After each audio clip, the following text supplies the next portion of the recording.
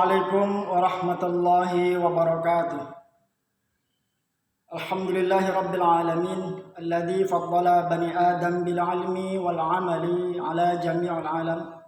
Allahumma shalli ala sayyidina Muhammadin wa ala alihi wa sahbihi ajma'in, amma ba'd. Para jamaah yang saya hormati, alhamdulillahi rabbil alamin, puji dan syukur kehadirat Allah Subhanahu wa taala bahwa saat ini kita masih diberikan kesehatan dan keimanan, nikmat Islam dan iman. Mudah-mudahan keridhaan Allah selalu menyertai kita bersama. Alhamdulillahirabbil alamin. Salawat dan salam semoga tercurah kepada junjungan kita Nabi Agung Muhammad sallallahu alaihi wasallam. Semoga syafaat beliau tercurah kepada kita baik di dunia sampai di akhirat kelak. Amin ya rabbal alamin. Jamaah yang saya hormati, pada bulan ini kita masih berada dalam situasi bulan Sya'ban atau bulan Ruwah. Yang mana bulan Ruwah ini adalah bulan di mana untuk membersihkan hati kita kepada Allah Subhanahu wa taala.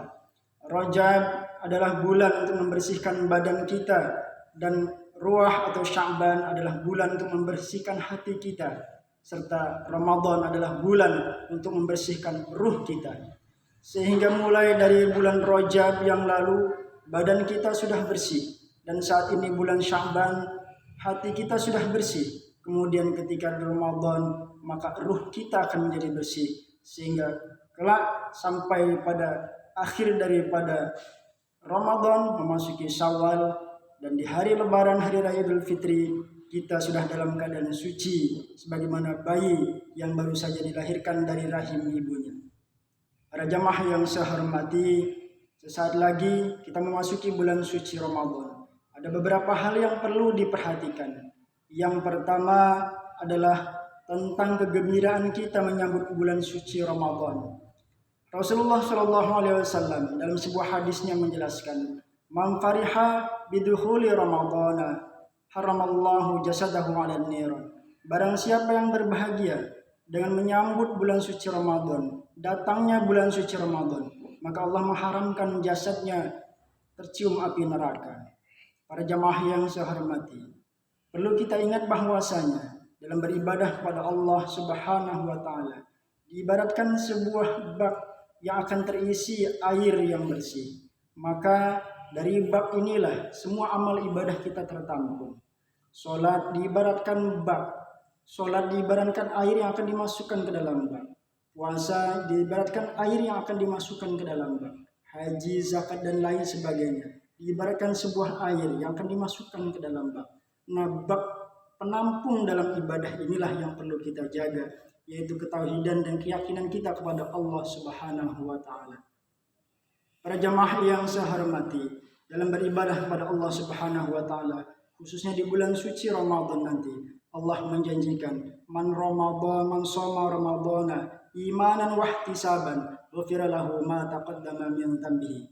Dalam sebuah hadis disebutkan, barang siapa yang berpuasa di bulan Ramadan karena iman dan mengharapkan pahala dari Allah Subhanahu wa taala, maka dosanya akan diampuni yang telah lalu.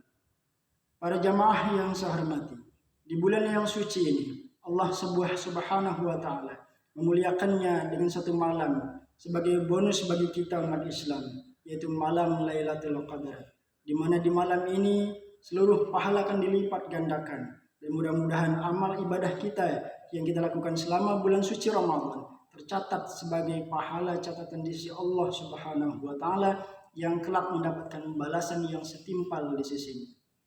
Para jamaah yang saya hormati, di bulan suci Ramadan sesungguhnya kita dipertaruhkan dengan perjuangan ibadah yang sangat berat, di mana dalam bulan suci Ramadan tersebut kita harus menghindari beberapa hal yang membatalkan pahala puasa. Di samping kita harus menjaga beberapa hal yang membatalkan puasa.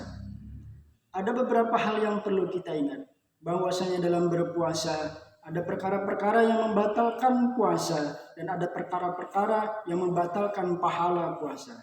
Dalam hal ini, perkara yang membatalkan pahala puasa ini yang perlu kita jaga dengan baik, seperti diantaranya menggunjing, menggibah, memfitnah, dan lain sebagainya. Dan ini adalah perkara-perkara yang kelak nanti akan membatalkan pahala puasa kita.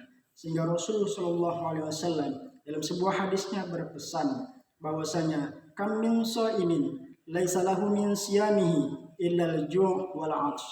Berapa banyak orang yang berpuasa sehingga dalam puasanya tidak mendapatkan apa-apa kecuali hanya lapar dan haus belaka. Para jamaah yang saya hormati, dalam berpuasa tidak lain kita hanya menghambakan diri kepada Allah Subhanahu wa taala, mengharapkan pahala serta ridhonya saja. Sebagaimana yang dijelaskan dalam hadis qudsi beliau. Hadis qudsi disebutkan bahwasanya as-saumu li wa ana ajzi bih. Allah menyebutkan puasa itu adalah milikku dan aku yang pantas membalasnya.